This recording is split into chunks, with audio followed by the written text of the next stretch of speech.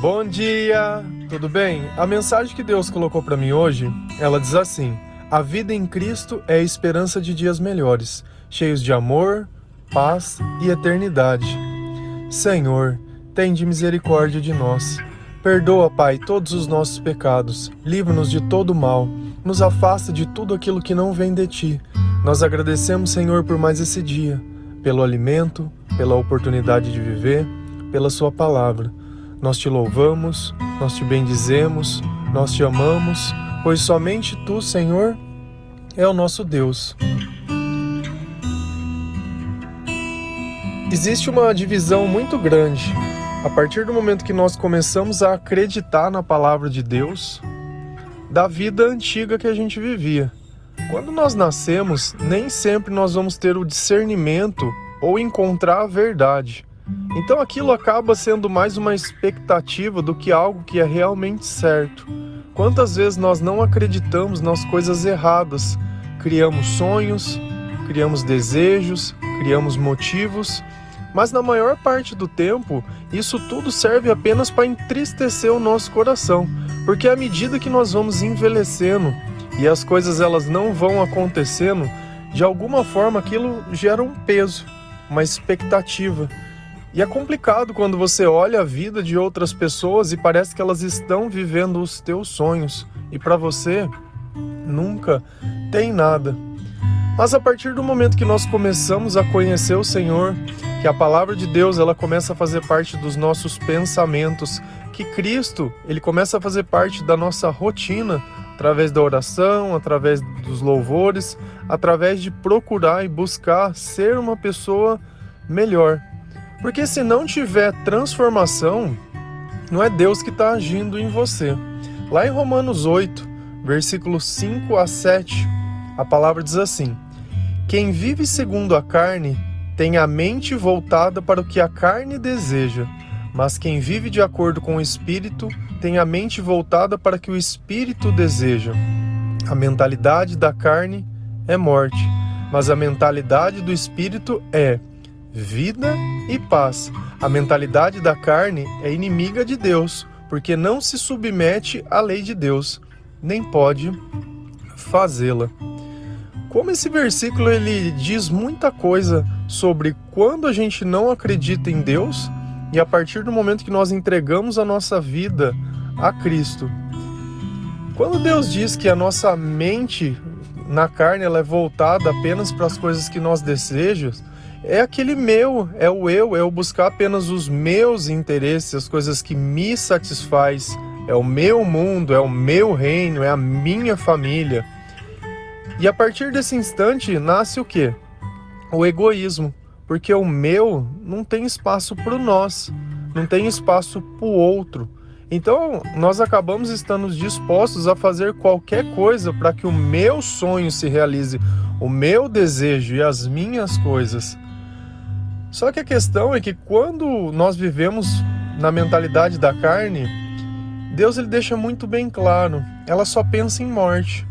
Não é à toa que uma pessoa, ela muitas vezes quer beber mais do que precisa, quer comer mais do que precisa, quer fazer tudo de forma exagerada. E a gente sabe que tudo isso não é bom, porque acaba muitas vezes criando um problema de dependência química, um problema de saúde que nós não teríamos se tivesse uma vida mais controlada. Quando você pensa muitas vezes em se cuidar, já começa a ficar com preguiça. O salário do pecado, ele é a morte. A partir do momento que a gente pensa que um pouquinho de prazer é melhor do que uma vida mais regrada e absoluta, acaba a gente criando exceções para coisas que não nos fazem bem. Um pouquinho do que é ruim continua sendo ruim. Não é a quantidade que determina, mas é o que é o conteúdo daquilo. E a gente vê mais uma coisa. Eu vejo muitas pessoas que às vezes me dizem: nossa, como eu tenho dificuldade de perdoar. O perdão, ele é algo que ele é divino. E olha como é interessante. Deus, ele diz assim, ó: a mentalidade da carne é inimiga de Deus, porque não se submete à lei de Deus, nem pode fazê-la. A partir do momento que eu tenho a mentalidade de querer perdoar, mas eu não tenho a lei de Deus dentro do meu coração, eu não consigo fazer nada das coisas que Deus diz que eu posso. E aí fica muito claro por que eu tenho tanta dificuldade de perdoar, por que eu tenho tanta dificuldade de me controlar, por que eu sinto tanta ansiedade, por que a minha vida muitas vezes nada dá certo. Por que eu não tenho paz? Por que muitas vezes eu não consigo dormir à noite? Por que eu vivo preocupado? Por que o tempo todo, qualquer notícia que eu recebo, eu acho que ela vai ser ruim? Porque essa é a forma que a carne pensa. Ela não quer te ver em paz. E Cristo ele diz, olha, quando o Espírito chegar na tua vida, tem 2 sentimentos que vai mudar. Você vai se sentir vivo. E o que é se sentir vivo? É ter vontade de viver. E você vai sentir paz. E como que eu sei que eu estou em paz? Quando você não está pensando em nada. A partir do momento que nada mais te incomoda, você aceitou todas as coisas como tinham que ser. Porque enquanto você não aceita as coisas, você continua pensando e remoendo naquelas coisas. E toda vez que você remoe, você revive todos aqueles sentimentos ruins. Com Deus não, com Deus está tudo muito bem. O Espírito, quando ele dá sabedoria e nós entendemos a razão das coisas, e muitas vezes o mal que nós recebemos é o mal que o próprio mal quer fazer para todo aquele que acredita em Deus. Então não adianta a gente muitas vezes ficar querendo culpar pessoas por coisas que aconteceram. Lá em Romanos 8, versículo 13 a 15, a palavra diz assim: pois, se vocês viverem de acordo com a carne, morrerão. Mas se pelo Espírito viverem, morrer de atos do corpo, viverão. Porque todos os que são guiados pelo Espírito de Deus são filhos de Deus.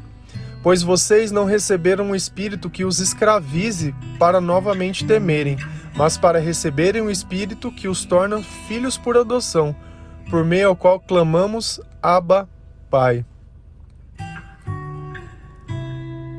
Essa passagem ela é muito importante, porque ela deixa muito bem claro que se nós vivermos sem Deus, nós iremos morrer. Essa é a morte eterna. Apesar de nós podermos viver 100, 50, 30, tanto faz quantos anos a gente viveu, acabou. Não vai existir mais nada. Nós simplesmente abrimos mão do reino de Deus e da eternidade. Mas se você notar, a partir do momento que nós começamos a praticar a palavra de Deus, dentro de nós vai morrer alguma coisa, para que Cristo possa renascer em nós. Vai morrer o meu eu. Vai morrer muitas vezes aquilo que eu luto a todo custo.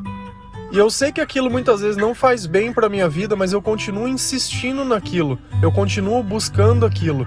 Então essa parte de mim que eu não tenho controle, Cristo ele vai adormecer ela. E a partir do instante que isso começar a acontecer, nós seremos guiados pelo Espírito de Deus. Deus ele vai começar a governar e a controlar a nossa vida. E é justamente por isso que muitas vezes, quando a gente muda de vida, a prosperidade ela começa a vir. Por quê? Porque Deus ele começa a colocar dentro de nós pensamentos totalmente diferentes. As pessoas que olharem à nossa volta, elas vão notar que você mudou. Esses dias aconteceu algo um tanto quanto engraçado, que o meu irmão ele tinha encontrado um amigo dele que fazia tempo que ele não via, né? E ele notou que ele estava extremamente diferente de quando ele conhecia, que ele morava aqui na mesma cidade que a gente. E aí meu irmão falou assim: nossa, ele tá muito louco. Eu falei, muito louco? Meu pai tava junto, ele falou, nossa, ele mudou demais, tá indo nessas coisas de igreja. Percebe quando a transformação de Deus é genuína, ela choca. Você olha a pessoa e você não consegue mais ver aquela pessoa. E não que isso seja uma transformação ruim, mas realmente ele encontrou a paz e encontrou a vida que ele procurava. Porque muitas vezes é fácil a gente estar sentado numa roda de amigo, brindando com um copo, vira as costas, vai para casa, cada um cuida da sua própria vida. Não existe comunhão, não existe amor, não existe nada, existe apenas companhia. Só que, de que adianta uma vida com companhia? E jogar uma eternidade inteira fora? O que adianta muitas vezes eu encontrar a pessoa para falar da vida de outras pessoas, sendo que eu poderia estar dando um testemunho muito maior da vida? E que é a melhor pregação que essa que foi dada? E realmente, a palavra ela diz muito claro, a partir do momento que o Espírito entra na nossa vida, nós não somos mais escravos. E o que é escravidão?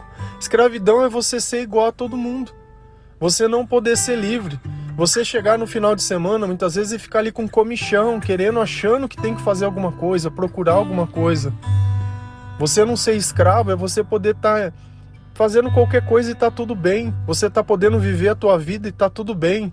Sem querer que as coisas mudem, sem querer achar que você tá perdendo tempo e que nada vai mudar. Sabe esses pensamentos de derrota que o tempo inteiro ficam muitas vezes na nossa cabeça?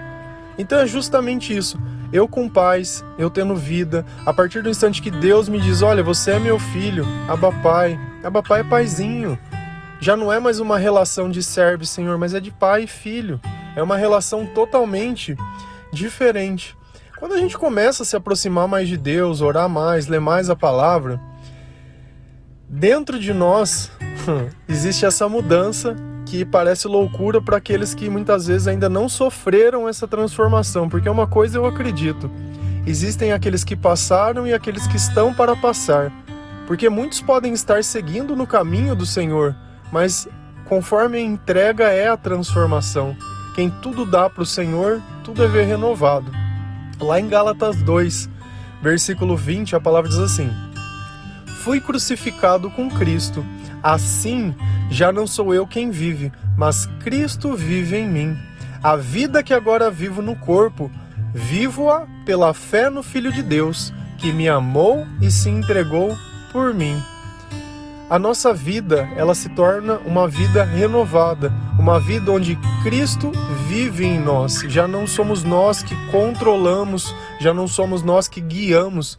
Em que sentido isso? No sentido dos nossos pensamentos. Eu já não vivo mais naquele meu, no eu vivo pensando no nós, eu vivo pensando no amor, eu vivo pensando nas coisas que Deus faz por mim, eu vivo pensando no amor que eu recebo dele. Eu já não fico mais procurando um culpado, mas eu fico procurando motivos para mim exaltar ainda mais o nome de Deus, para que outras pessoas possam seguir por esse caminho, porque realmente esse é o nosso chamado. Fazer com que todas as pessoas possam sentir esse amor de Deus. E a melhor pregação é feita através do nosso exemplo. Quando você encontrar de repente um amigo e essa pessoa olhar para você e falar: nossa, como você mudou, saiba que é Cristo vivendo em você, porque aquela velha criatura, como diz a palavra, já não sou eu, mas quem vive. Aquele que muitas vezes te conheceram, aquela pessoa ela já não existe mais. Por quê? Porque aquela pessoa imperfeita, aquela pessoa muitas vezes perturbada, aquela pessoa muitas vezes machucada pela história, muitas vezes dependente emocionalmente de outras pessoas, de aprovação, sabe, uma pessoa triste.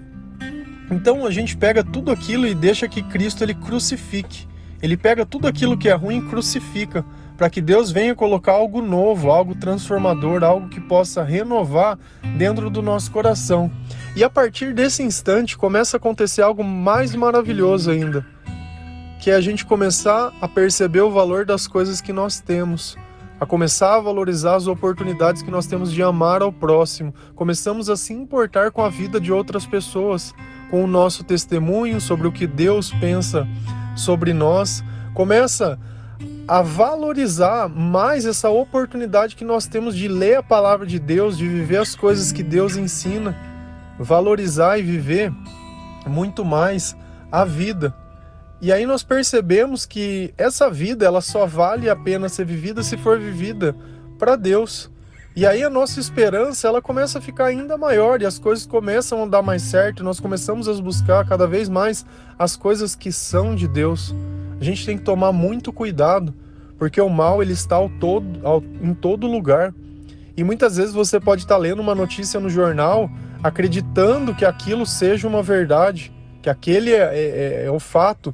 Só que a gente nota, quando Jesus ele foi crucificado, os guardas que cuidavam da tumba dele, eles foram orientados e olha, que ninguém ressuscitou não. Então se a gente perceber essa manipulação, ela já vem sendo criada. Só que a gente percebe uma coisa, quem vem de Deus, exalta a Deus. Quem vem de Deus, fala sobre Deus, fala sobre o amor, fala sobre valorizar a família. Então esses são os valores que nós temos que buscar. A vida e muitas vezes a dificuldade que a gente vive hoje, ela é causada muitas vezes pelas pessoas que nós escolhemos. E isso poderia ser muito diferente. Você, enquanto cristão, você tem que começar a escolher diferente. Escolha da forma que Deus ensina.